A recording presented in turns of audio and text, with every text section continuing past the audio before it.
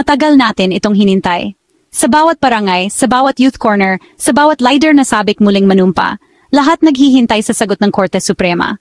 Puspusang preparasyon, mainit na diskusyon, at kaliwat ka ng opinyon. Itutuloy ba ang barangay at SK election sa 2025 o ipagpaliban na naman? At ngayon, malinaw na ang hatol. RA 2232, ang batas na nagpaliban sa halalan, ay konstitusyonal. This is presented to you by Education 4708. Just proceed to view the full content. Magandang araw mga ka-EdOx at welcome pong muli sa ating channel.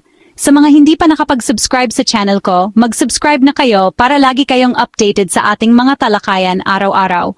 At sa mga may gustong bilhin na kahit anong produkto with big discount, free shipping, place order ready na voucher, puntahan nyo lang yung home ng channel at hanapin ang store. Malaking tulong na po yan sa akin at sa inyo din. Kaya tara na. Ibig sabihin, ang BSKE na dapat sanay sa Disyembre 2025 ay tuluyang ililipat sa Nobyembre 2026. Para sa ilan, ito ay mabuting balita, dagdag panahon para maglingkod, para tapusin ang mga proyekto, at para ipagpatuloy ang serbisyo. Pero para sa iba, ito ay pagkadismaya, dahil muli na namang naantala ang karapatang pumili ng bagong leader. Dalawang panig, iisang bayan. Ang tanong, sino ang mas tama? Ang mga naniniwala sa pagpapatuloy o ang mga naninindigan para sa pagbabago? Ngayong inilabas na ng Korte Suprema ang desisyon, panahon na para maintindihan natin bakit ito ipinaglaban, ano ang laman ng RA 12232 at ano ang ibig sabihin nito para sa bawat barangay at kabataan ng bansa. Ito ang kwento ng batas na nagbago sa takbo ng ating lokal na demokrasya. Ang desisyong nagpigil, ngunit hindi nagpatahimik. At ang tanong na nananatili, sa postponement na ito, sino nga ba ang tunay na panalo? Matagal na itong tanong ng bayan. Tuloy ba o hindi ang barangay at SK elections sa 2025? At kung hindi, may karapatan ba talaga ang Kongreso at Pangulo na ipagpaliban ito sa pamamagitan ng batas? Ngayon, malinaw na ang sagot. Sa pinakabagong desisyon ng Korte Suprema ng Pilipinas, idineklara nilang konstitusyonal ang Republic Act 2232 o mas kilala bilang ang batas na nagpapaliban ng barangay at SK elections mula Disyembre 2025 patungong Nobyembre 2026. Pero ano nga ba ang dahilan ng Supreme Court? At bakit sinabing naayon sa konstitusyon ang postponement na ito, samantalang ilang beses na itong kinuwestiyon ng mga abogado, kabilang na si Attorney Romulo Macalintal?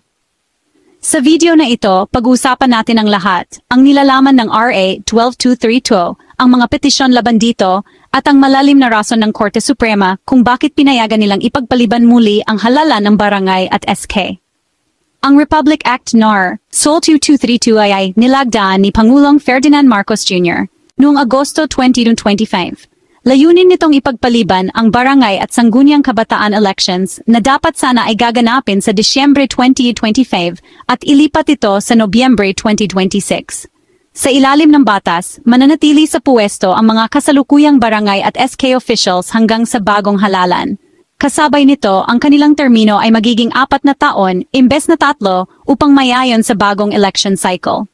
Ang mga nagsusulong ng RA 12232 ay naniniwala na ito ay makakatulong sa stability ng local governance, lalo na sa mga proyektong hindi natatapos dahil sa madalas na pagpapalit ng liderato sa barangay level.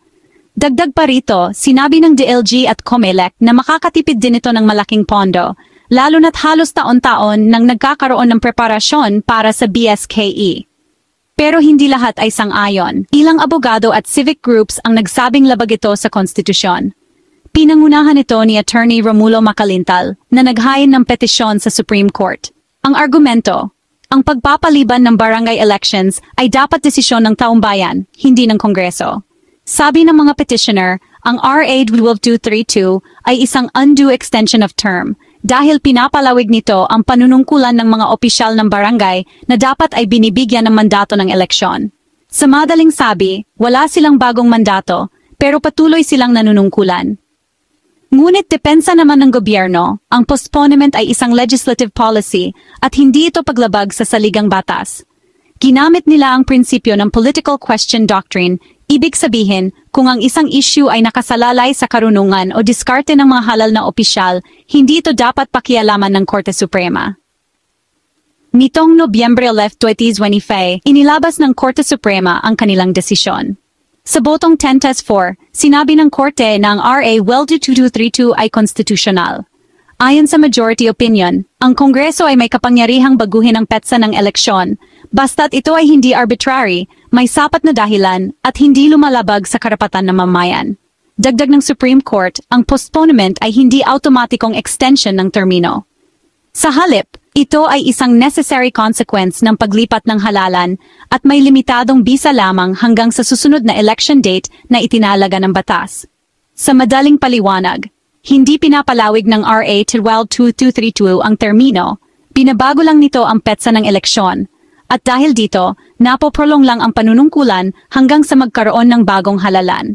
Hindi lahat ng mahistrado ay sumang-ayon. 4 na justice ang nagsabing labag sa Constitution ang RA 12232, sapagkat ito ay paulit-ulit na paglabag sa karapatan ng taumbayan na pumili ng kanilang mga leader sa tamang panahon.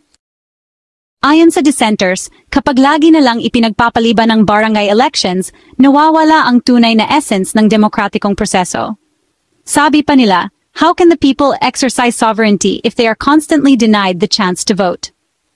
Sa kanila, hindi sapat na dahilan ang pagtitipid ng pondo o political stability. Ang tunay na solusyon, anila, ay mas maayos na implementasyon ng halalan, hindi postponement. Ngayong pinal na ang desisyon, ang barangay at SK elections ay gaganapin sa Nobyembre 2026. Mananatili sa puwesto ang mga kasalukuyang opisyal hanggang sa bagong halalan.